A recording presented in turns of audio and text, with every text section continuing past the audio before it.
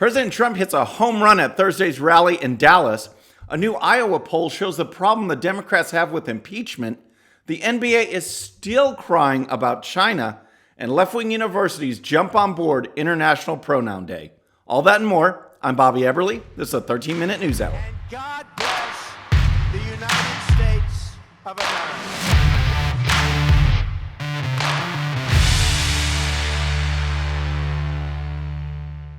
All right, friends, happy Friday and welcome to the show. And before we jump in, I just have to tell you about my friends over at Bottle Breacher.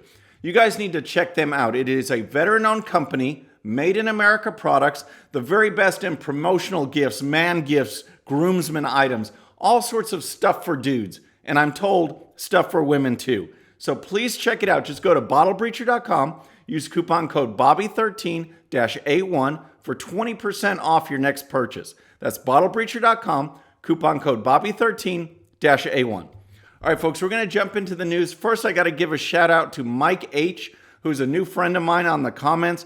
Big Yankees fan. Sorry, Mike H., things didn't go so well last night, but maybe you'll rebound today. I doubt it, but maybe so. All right, President Trump was in Texas, not here in Houston, but in Dallas last night, and he just rocked the house at this rally.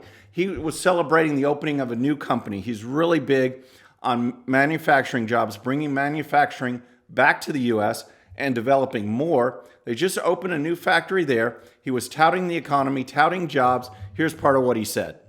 Since my election, we've created 775,000 new jobs across your state, including 70,000 Texas manufacturing jobs.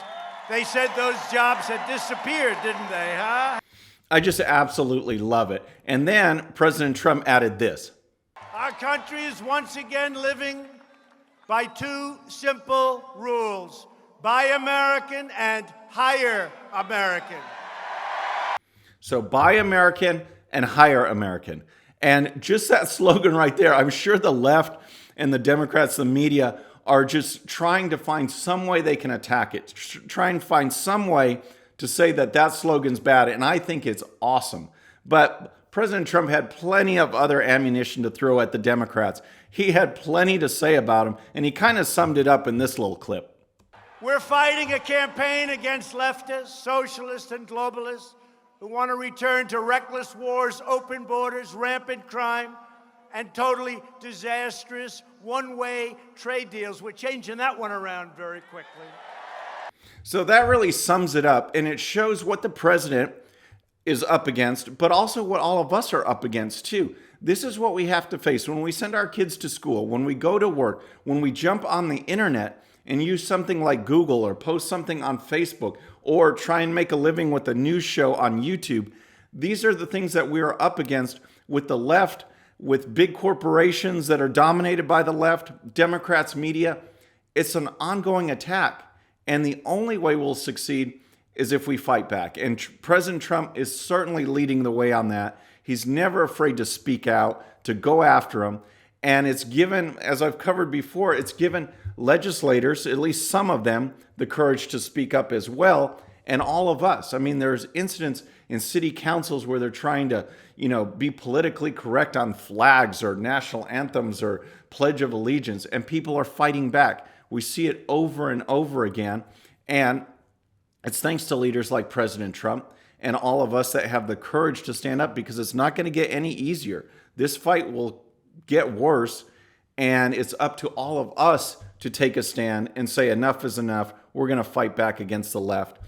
And it shows, the left is so corrupt as far as ideas, all right? They're corrupt as far as their politics and how they run government, for sure. But they're just totally void of any ideas. I mean, look at their agenda. Their agenda now in Washington is impeachment, impeachment, impeachment. They're not pushing anything. They're not trying to do border security, healthcare, or anything like that. The presidential candidates are talking, left-wing policies. But as far as the actual legislators in Washington, their only thing is impeachment. And it's going to fail, not only with the votes and not only because President Trump hasn't done anything, but because it's a loser issue with the public and among Democrats too. The Washington Examiner has a story, and here's part of it. It says, President Trump appears to be holding his own in Iowa, where voters are dismissing impeachment as a major issue, and the top two Democrats are losing to him in an election matchup. The latest survey from Emerson Polling found that just 7% consider impeachment the most important issue. In order, they listed the economy at 33%, healthcare at 19%, and social issues at 10%. So, even the Democrats, again, think that this is a losing issue. They have plenty of other issues that rank higher, and yet, even if the Democrat presidential candidates are talking about it, no one's listening to that right now. It's the legislators. What's going on in Washington, D.C.? They're not tackling these issues at all. All it is impeachment, and it just digs them further and further into a hole, and they're not going to come out of it. If they keep going this way, they are going to lose, and they're going to lose badly. And I'm talking about the presidency, the House. Maybe we pick up some Senate seats too. But here's more from the Washington Examiner. It says, the Democrats have some work to do in Iowa, convincing voters that impeachment is a top priority of Congress. 67% of Democrats in Iowa support impeaching the president, but only 10% identify it as the most important issue in deciding their vote for president, Spencer Kimball, director of Emerson Polling, said. The survey showed that former Vice President Joe Biden has held strong at 23% among Democrat voters. He is even with Senator Elizabeth Warren, who has risen with the support of those who once backed Senator Bernie Sanders, now fourth in the race at 13%. All right, so that's impeachment. That's the Democrats. That's how that's going. But I also want to give you a follow-up on the NBA and China, because they are continuing to cry about it. As you recall, we've covered this. Daryl Morey, the general manager for the Houston Rockets, put out a tweet last week. And here's what he said. He says, fight for freedom, stand with Hong Kong. Okay, that's what he said. The NBA went and apologized to China for it. Okay, and then on top of that, LeBron James decided that he was going to make some comments and talk about how the tweet was so bad, that it was dangerous, that it was hurtful to people in America and China. And of course, the backlash was intense. They came down on him hard, social media, and he's now vowed that he's not going to speak about China again, which he shouldn't have done it in the first place. Well, NBA Commissioner Adam Silver apparently didn't get the LeBron memo, and he is still out there talking. He's crying about how this was so bad for the NBA, and China was trying to pressure him to do even more. Here's a report from Fox News. It says, NBA Commissioner Adam Silver has revealed that Chinese officials asked him to fire Houston Rockets general manager Daryl Morey over his pro-Hong Kong tweet, which caused an international controversy. We were being asked to fire him by the Chinese government. We said there's no chance that's happening, that there's no chance we'll even discipline him, Silver said the first time 100 Health Summit on Thursday, after Beijing's reaction to Morey tweeting the slogan, fight for freedom, stand with Hong Kong, in support of pro-democracy protesters there. All right, so LeBron again tried to gain sympathy. Now it seems like Adam Silver is going out and saying, see, it was China that was bad. They're trying to pressure us and woe is me. And here's some other quotes that Silver put out. He says, the losses have already been substantial. Our games are not back on the air in China as we speak, and we'll see what happens next. So poor NBA. And then Silver added this one too. He says, I don't know where we go from here. The financial consequences have been and may continue to be fairly dramatic. All right. So that's the NBA. That's Adam Silver. They did it to themselves rather than standing up because, the NBA is the woke league of America. Rather than standing up for freedom, they caved to China's influence and money and power. And now they're trying to have it both ways and say, actually want us to have sympathy for them, which is absolutely ridiculous.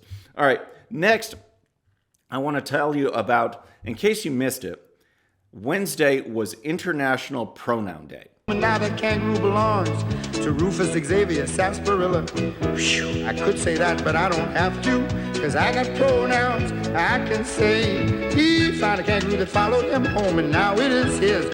No, not those kind of regular pronouns. And you probably didn't even know that there was an International Pronoun Day. No one did. No one cared. except if you're the left and want to build this up, because apparently on Twitter, Pronoun Day, the hashtag, was one of their main trending items on Wednesday when no one cares about it. So, I mean, how believable is that when you've got a left-wing company pushing a left-wing agenda item? But of course, the left freaked out about International Pronoun Day. They just loved it. And when that happens, you know that our American universities are going to be jumping on board, supporting whatever left-wing cause is going on at the time. Here's a report from Campus Reform that shows some of the activities that were going on this week. It says, Wednesday marked International Pronoun Day, which entailed more than just leftist activists sharing a hashtag on Twitter. Universities recognize the day by providing students with resources containing various pronouns like V, Z, as well as a how-to guide. At the University of Virginia, the school's Office for Equal Opportunity and Civil Rights hosted tabling events in multiple areas of the campus. One table featured buttons displaying the pronouns he, they, z, and even ones with fill in the blanks and ask about my pronouns. So you have fill in the blank pronouns? Cause saying all those nouns over and over can really wear you down. Yes, it definitely is wearing me down just talking about this stuff. But here's more from some other universities. It says, meanwhile, at the University of Wisconsin-Milwaukee hosted a gender pronouns guide on its LGBT Resource Center website. Asking and correctly using someone's pronouns is one of the most basic ways to show your respect for their gender identity, the school instructs students on the guide. When someone is referred to with the wrong pronoun, it can make them feel disrespected, invalidated, dismissed, alienated, or dysphoric, often all of the above. It is a privilege to not have to worry about which pronoun someone is going to use for you based on how they perceive your gender. If you have this privilege, yet fail to respect someone else's gender identity, it is not only disrespectful and hurtful, but it is also oppressive. So, if you call a guy, you're being oppressive if that guy thinks that he's a girl, or a horse, or a unicorn. We are supposed to all play along with this. And what's really sad about it is that this is a condition that people should seek counseling. There should be treatment, guidance. You know, that's why we have a whole mental health care industry and profession and study.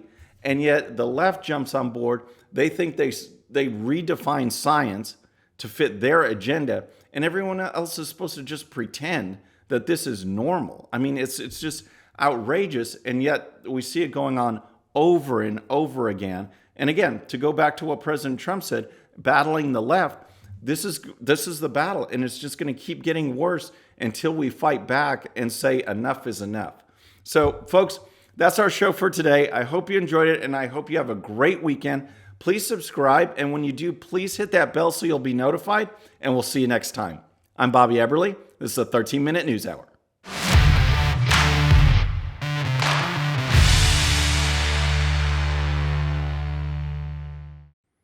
Okay, friends, just a little reminder before you go, and no, this does not count against my 13 minutes. Please hit the subscribe button below and tell your friends.